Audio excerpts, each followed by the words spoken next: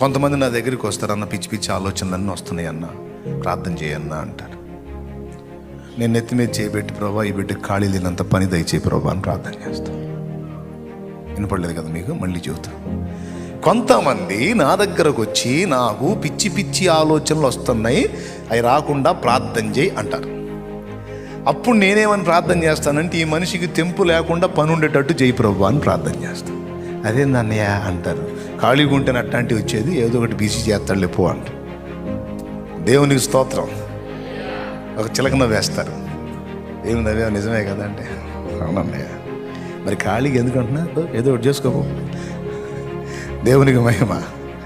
ఏదో ఒక దానిలో బిజీ అయిపో బాబు. దేవుని కార్యమో, మానవ కార్యమో, కుటుంబానికి సంబంధించిన ప్రయోజనకరమైన కార్యమో, లేకపోతే దైవ జ్ఞానమో, ఏదో ఒక దానిలో నువ్వు ఖాళీ ఇవ్వకుండా జాగ్రత్త పడాలి. మన